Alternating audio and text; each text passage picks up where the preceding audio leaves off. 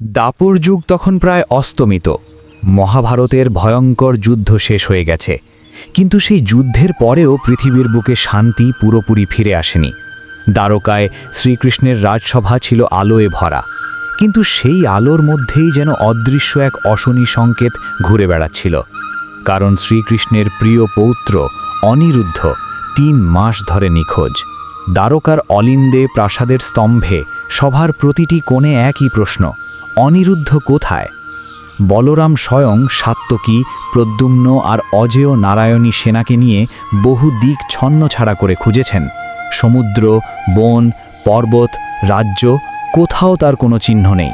এই অজানা অনুপস্থিতি বলরামের রক্তে আগুন জ্বালিয়ে দিচ্ছিল।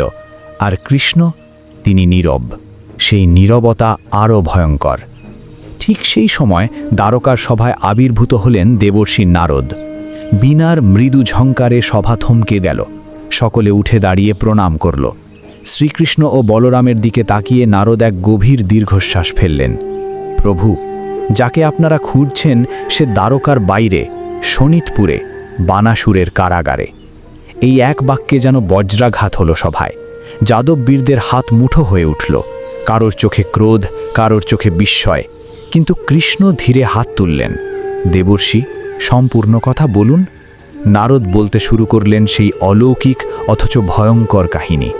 শোণিতপুরের অধিপতি বানাসুর সহস্র বাহু বিশিষ্ট, অসুরদের মধ্যে অপ্রতিরোধ্য, আর সর্বোপরি মহাদেব শিবের পরম ভক্ত। তার কন্যা উষা। এক রাতে উষার স্বপ্নে আবির্ভূত হয় এক অপরূপ যুবক। তার রূপ, তার দৃষ্টি, সব কিছু উষার হৃদয় কেড়ে নেয়। ঘুম ভাঙার পর সেই যুবক আর নেই। উষা ব্যাকুল হয়ে পড়ে, খাবার ত্যাগ করে, হাসি ভুলে যায়। উষা তার মনের কথা জানায় সখী চিত্রলেখাকে। চিত্রলেখা কোনো সাধারণ নারী নয়, সে বানাসুরের মন্ত্রী কুম্ভাণ্ডের কন্যা আর মায়া বিদ্যায় পারদর্শী। চিত্রলেখা যোগ বলে বুঝে ফেলে এই স্বপ্নপুরুষ আর কেউ নন, দ্বারকার যুবরাজ অনিরুদ্ধ, শ্রীকৃষ্ণের পৌত্র। প্রেমে অন্ধ উষার চোখের জল দেখে চিত্রলেখা এক ভয়ঙ্কর সিদ্ধান্ত নেয়। রাতের অন্ধকারে মায়াবিদ্যার বলেই সে পৌঁছে যায় দ্বারকায়। গভীর নিদ্রায় আচ্ছন্ন অনিরুদ্ধকে তুলে আনে শোণিতপুরে। ঘুম ভেঙে অনিরুদ্ধ যখন নিজেকে অচেনা প্রাসাদে দেখে, সামনে দাঁড়িয়ে উষা। প্রথম দৃষ্টিতেই প্রেম। দুজনেই বুঝে যায় এ বন্ধন পূর্বজন্মের। লুকিয়ে লুকিয়ে তারা সেই প্রাসাদেই থাকতে শুরু করে। কিন্তু পাপ কখনো চিরকাল গোপন থাকে না।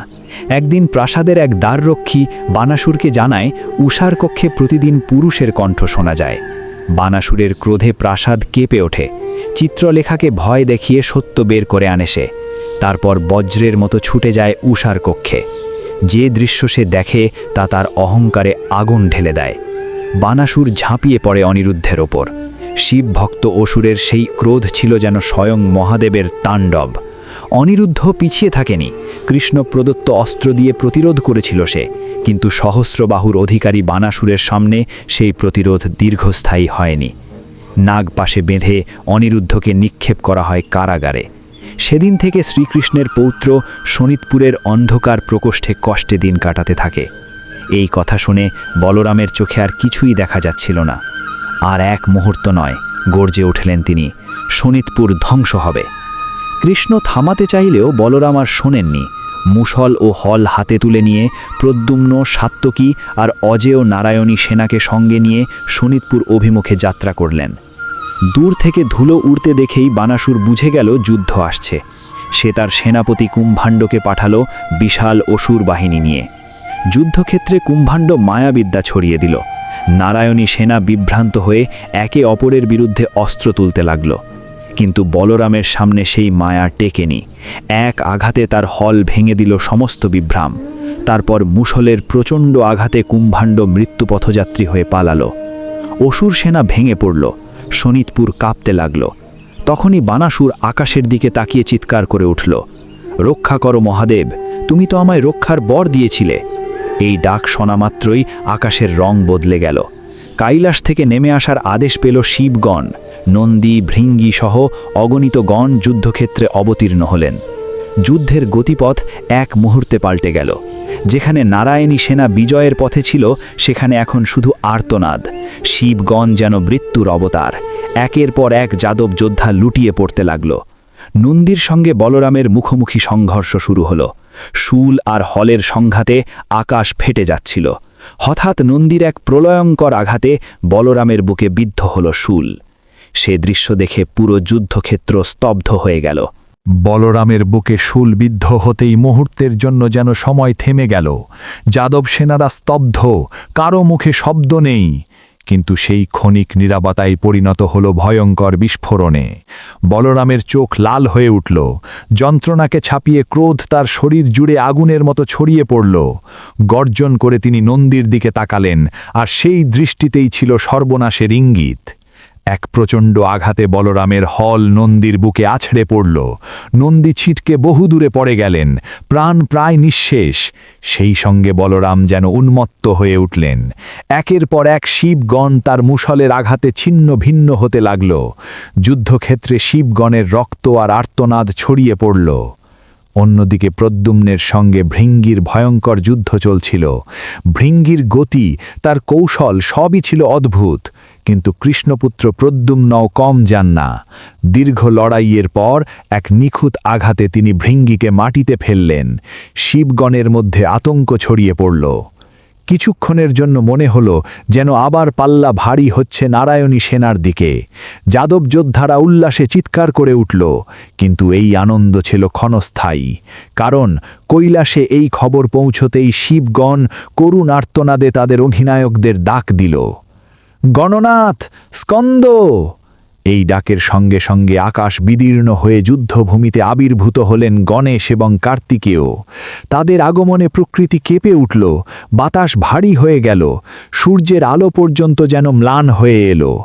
গণেশ শিবগণের এই অবস্থা দেখে ক্রোধে ফেটে পড়লেন। এক মুহূর্ত দেরি না করে তিনি সরাসরি বলরামের দিকে ধেয়ে এলেন। তার কুঠারের এক আঘাতে বলরামের মুষল হল ভেঙে চুরমার হয়ে গেল। তারপর সুর দিয়ে বেঁধে বলরামকে আছড়ে ফেলে দিলেন বহু দূরে। বলরাম অচেতন হয়ে পড়লেন। এই দৃশ্য নারায়ণী সেনার মনোবল ভেঙে দিল। ঠিক সেই সময় কার্তিকেয় প্রদ্যুম্নের উপর আক্রমণ করলেন। দেব সেনাপতির সামনে প্রদ্যুম্ন এক মুহূর্তও দাঁড়াতে পারলেন না। প্রচণ্ড আঘাতে তিনি রক্তাক্ত হয়ে মাটিতে লুটিয়ে পড়লেন। শিবগণ নতুন শক্তি নিয়ে আবার আক্রমণ শুরু করল। নারায়ণী সেনা যেন নিঃশেষ হয়ে গেল। যাদবদের সেই অজেয় বাহিনী এখন শুধু করুণ আর্তনাদে ভরা এক রণাঙ্গন। সবশেষে গণেশ ও কার্তিকেয় শিবগণকে নিয়ে কৈলাসে প্রত্যাবর্তন করলেন। যুদ্ধক্ষেত্রে রয়ে গেল শুধু ধ্বংসস্তূপ আর আহত যাদব যোদ্ধারা। এই দৃশ্য দেখতে বানাসুর নিজে যুদ্ধভূমিতে এলো। বলরাম, প্রদ্যুম্ন আর নারায়ণী সেনার এই অবস্থা দেখে সে অট্টহাসে ফেটে পড়ল।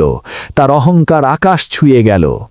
ঠিক তখনই আহত যাদবদের কণ্ঠে একসঙ্গে ধ্বনিত হল করুণ প্রার্থনা। রক্ষা করো প্রভু, হে বাসুদেব, হে দ্বারিকাধীশ! এই আর্তনাদ বাতাস চিরে পৌঁছল বৈকুণ্ঠের পথে। মুহূর্তের মধ্যেই এক অপার্থিব আলোয় যুদ্ধভূমি আলোকিত হয়ে উঠল। ধ্বংসস্তূপের মাঝে আবির্ভূত হলেন শ্রীকৃষ্ণ। তার উপস্থিতিতেই যেন প্রাণ ফিরে পেল নারায়ণী সেনা। আহতদের চোখে নতুন আশার আলো জ্বলে উঠল। কৃষ্ণের দৃষ্টি পড়ল বলরামের ওপর। সেই দৃশ্য দেখে তার মুখে এক অদ্ভুত কঠোরতা নেমে এলো। চোখে জ্বলে উঠল ক্রোধের আগুন। এদিকে কৃষ্ণকে দেখে বানাসুর তাচ্ছিল্যের হাসি হেসে চিৎকার করে উঠল, এই তো সেই গোয়াল! দেখেছিস তোমার সেনা আর তোমার বলরামের দশা? এবার তোর পালা। এই বলে বানাসুর তার ভয়ঙ্কর রূপ ধারণ করল। সহস্র বাহু প্রসারিত করে একসঙ্গে হাজারো অস্ত্র ছুড়ে দিল শ্রীকৃষ্ণের দিকে। আকাশ অন্ধকার হয়ে গেল। কৃষ্ণ একের পর এক অস্ত্র কাটতে লাগলেন। অগ্নাস্ত্র, বায়ুবাস্ত্র, বজ্রাস্ত্র সবই নিক্ষেপ করলেন। কিন্তু বানাসুর অদ্ভুতভাবে অক্ষত রইল, কারণ তার পেছনে ছিল মহাদেবের বর। হঠাৎ এক প্রবল আঘাতে বানাসুর শ্রীকৃষ্ণকে রথ থেকে ফেলে দিল। সেই মুহূর্তে বানাসুরের মনে হলো সে জিতে গেছে, কিন্তু সেটাই ছিল তার সবচেয়ে বড় ভুল। শ্রীকৃষ্ণ ভূমিতে পড়ে গেলেন। এই দৃশ্য দেখে বানাসুরের সহস্র মুখে বিকট হাসি ফুটে উঠল। সে ভাবল, আজ তার শিবভক্তির জয় নিশ্চিত। সহস্রবাহু নাড়িয়ে সে আবার আক্রমণের প্রস্তুতি নিল, কিন্তু সে বুঝতে পারেনি এই ক্ষণটাই ছিল ঝড় ওঠার পূর্ব মুহূর্ত।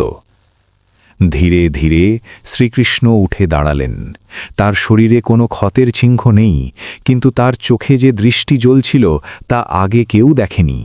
সেই দৃষ্টি ছিল ন্যায়ের, ধর্মের আর সীমা ছাড়ানো অধর্মের অবসানের সংকেত। বানাসুর, শান্ত অথচ বজ্রগম্ভীর কণ্ঠে বললেন কৃষ্ণ, শেষবারের মতো বলছি, আমার পৌত্রকে মুক্ত করো, অহংকার ত্যাগ করো। কিন্তু শিবভক্ত অসুর সেই সতর্ক বার্তাকে উপহাসে উড়িয়ে দিল। সহস্রবাহু একসঙ্গে তুলে আবার আক্রমণ করতে গেল সে। ঠিক সেই মুহূর্তে কৃষ্ণ তার সুদর্শন চক্র আহ্বান করলেন। চক্র ঘুরতে শুরু করল। আকাশে এক ভয়ঙ্কর শব্দ উঠল। মুহূর্তের মধ্যেই বানাসুরের সহস্র বাহু একে একে ছিন্ন হতে লাগল। যুদ্ধক্ষেত্র রক্তে রঞ্জিত হয়ে উঠল। বানাসুরের গর্জন রূপ নিল আর্তচিৎকারে। অহংকার গলে গিয়ে ভয়ে পরিণত হল। যখন মাত্র দুটি বাহু অবশিষ্ট, তখন বানাসুর বুঝে গেল মৃত্যু তার একেবারে সামনে। কাঁপতে কাঁপতে সে আকাশের দিকে তাকিয়ে আর্তনাদ করল, রক্ষা করো মহাদেব, তুমি ছাড়া আমার আর কেউ নেই। এই আর্তনাদ শোনা মাত্রই আকাশ বিদীর্ণ হয়ে গেল। বজ্রনিনাদের সঙ্গে প্রলয়ঙ্কর রূপে আবির্ভূত হলেন মহাদেব শিব। জটা উন্মুক্ত, তৃতীয় নয়নে অগ্নিশিখা, সমগ্র সৃষ্টি যেন তার ক্রোধে কেঁপে উঠল। শিব প্রকট হতেই এক অবিশ্বাস্য ঘটনা ঘটল। তিনি তার বিশাল মুখ খুলে সুদর্শন চক্রকে গ্রাস করলেন। মুহূর্তে চক্র অন্তর্হিত হয়ে গেল। এই দৃশ্য দেখে যুদ্ধক্ষেত্রে উপস্থিত সবাই স্তব্ধ। মহাদেব গভীর কণ্ঠে বললেন, হে কেশব, বানাসুর অজ্ঞানতাবশত অপরাধ করেছে। সে তোমার তত্ত্ব বুঝতে পারেনি, তাকে ক্ষমা করো। কৃষ্ণ শান্তভাবে উত্তর দিলেন, হে মহাদেব, আমি তাকে বহুবার সুযোগ দিয়েছি, সে প্রতিবার অহংকারকেই বেছে নিয়েছে। এই কথোপকথন চলছিল, ঠিক তখনই বানাসুর আবার তার স্বভাবসিদ্ধ মূর্খতায় মুখ খুলল। ভয়ে কাঁপলেও তার অহংকার পুরোপুরি মরেনি। সে উচ্চস্বরে বলল, মহাদেব, আমি আপনাকে এই গোয়ালের সঙ্গে যুদ্ধ করার জন্য ডেকেছি, কথাবার্তা শোনার জন্য নয়। যদি লড়াই না করেন তবে আপনার সাহায্য আমার দরকার নেই। এই কথা শোনা মাত্রই মহাদেবের চোখে অগ্নি প্রজ্জ্বলিত হল। সারা বিশ্ব যেন স্তব্ধ হয়ে গেল। এই অপমান তিনি সহ্য করলেন না। পরমুহূর্তেই শুরু হলো এক ভয়ঙ্কর দৃশ্য। শ্রীকৃষ্ণ ও মহাদেবের মধ্যে মহাযুদ্ধ। শিবের ত্রিশূল, পিনাক, পাশুপত অস্ত্র সবই ছুটে এলো শ্রীকৃষ্ণের দিকে, আর কৃষ্ণ ছুটতে লাগলেন নারায়ণাস্ত্র, ব্রহ্মাস্ত্র, বৈষ্ণব শক্তি। দুই মহাশক্তির সংঘর্ষে দিকবিদিক অন্ধকার হয়ে গেল। দেবতা অসুর সবাই আতঙ্কে যুদ্ধক্ষেত্র ছেড়ে দূরে সরে গেল। শেষ পর্যন্ত মহাদেব তার প্রলয়ঙ্কর ত্রিশূল তুলে নিক্ষেপ করলেন শ্রীকৃষ্ণের দিকে। সেই মুহূর্তে কৃষ্ণও নারায়ণাস্ত্র আহ্বান করলেন। দুই মহাস্ত্র মুখোমুখি আসতেই সৃষ্টির ভারসাম্য টলমল করে উঠল। ঠিক তখনই এক দিব্যি আলোয় আবির্ভূত হলেন পিতামহ ব্রহ্মা। তিনি দুই হাত তুলে সেই মহাস্ত্রদয় থামিয়ে দিলেন। বজ্রকণ্ঠে বললেন, থামো, এই যুদ্ধ চললে সৃষ্টি ধ্বংস হয়ে যাবে। হরি আর হর আলাদা নন, একজনের মধ্যে অন্যজন বিরাজমান। এই কথা শুনে বানাসুরের চোখ খুলে গেল। সে দেখল শ্রীকৃষ্ণের মধ্যে শিব আর শিবের মধ্যে কৃষ্ণ। তার অহংকার চূর্ণ হয়ে গেল। সে মাটিতে লুটিয়ে পড়ে কাঁদতে কাঁদতে ক্ষমা চাইতে লাগল। শ্রীকৃষ্ণ করুণ দৃষ্টিতে তাকালেন। তার নির্দেশে অনিরুদ্ধকে কারাগার থেকে মুক্ত করা হল। উষার সঙ্গে অনিরুদ্ধের বিবাহ সম্পন্ন হল। বানাসুর প্রাণ ভিক্ষা পেল, কিন্তু তার অহংকার চিরতরে ভেঙে গেল। যুদ্ধক্ষেত্রে আবার শান্তি নেমে এলো। বলরাম ধীরে ধীরে চেতনা ফিরে পেলেন। যাদব সেনারা প্রাণে নতুন শক্তি অনুভব করল। যুদ্ধ থেমে গেছে, কিন্তু যুদ্ধের রেশ তখনও বাতাসে ভাসছে। শোণিতপুরের মাটির রক্তে ভেজা, আকাশে ধোঁয়ার ছায়া। সেই রণাঙ্গনের মাঝেই দাঁড়িয়ে আছেন শ্রীকৃষ্ণ, শান্ত, স্থির, অথচ গভীর। তার সামনে মাটিতে লুটিয়ে পড়েছে সহস্র বাহু বানাসুর। যে অহংকার একদিন তাকে অজেয় ভাবিয়েছিল, তা আজ চূর্ণ বিচূর্ণ। বানাসুর কাপা কণ্ঠে বলল, প্রভু, আমি অন্ধ ছিলাম, শক্তির গর্বে সত্যকে দেখিনি, ক্ষমা করো। তার চোখে জল, কণ্ঠে অনুশোচনা। শ্রীকৃষ্ণ নীরবে তাকিয়ে রইলেন। এই নীরবতাতেই ছিল ন্যায়ের পরিমাপ। কৃষ্ণ ধীরে বললেন, অপরাধের ফল ভোগ করতেই হয়, কিন্তু অনুতাপ থাকলে মুক্তির পথও থাকে। এই কথা বলেই তিনি নির্দেশ দিলেন, কারাগারের দ্বার খুলে দেওয়া হোক। অন্ধকার প্রকোষ্ঠ থেকে বেরিয়ে এলো অনিরুদ্ধ। কৃশ শরীর, ক্লান্ত দৃষ্টি, তবু চোখে ছিল অটুট সাহস। শ্রীকৃষ্ণ এগিয়ে এসে তাকে বুকে টেনে নিলেন। সেই আলিঙ্গনে যেন 3 মাসের সব যন্ত্রণা গলে গেল। দূরে দাঁড়িয়ে থাকা উষার চোখ ভিজে উঠল। প্রেম আর অপেক্ষার মিলনে সেই মুহূর্তে শোণিতপুরে এক অদ্ভুত প্রশান্তি নেমে এলো। শ্রীকৃষ্ণের আদেশে অনিরুদ্ধ আর উষার বিবাহ সম্পন্ন হল, শিবের কৃপায়, নারায়ণের উপস্থিতিতে। এই বিবাহ শুধু 2 হৃদয়ের মিলন নয়, ছিল দ্বন্দ্বের অবসান। বানাসুর নিজের হাতে কন্যাকে বিদায় দিল। তার মুখে অহংকার নেই, আছে নত শির সম্মান। বলরাম তখন ধীরে ধীরে চেতনা ফিরে পাচ্ছেন। তার দিকে তাকিয়ে শ্রীকৃষ্ণের চোখে স্নেহ। প্রদ্যুম্ন, সাত্তকী, আহত যাদব যোদ্ধারা আবার দাঁড়ানোর শক্তি পেল। নারায়ণী সেনা, যারা কিছুক্ষণ আগেও পরাজয়ের ভারে নুয়ে পড়েছিল, এখন নতুন আলো দেখছে। এই যুদ্ধ শিখিয়ে গেল এক গভীর সত্য। শক্তির সঙ্গে শক্তির সংঘর্ষে জয় পরাজয় হয়, কিন্তু অহংকারের সঙ্গে ন্যায়ের সংঘর্ষে শেষ পর্যন্ত সত্যই জয়ী হয়। শিব আর বিষ্ণু, 2 রূপ, এক তত্ত্ব। যেখানে বিভেদ, সেখানেই বিনাশ, যেখানে ঐক্য, সেখানেই সৃষ্টি।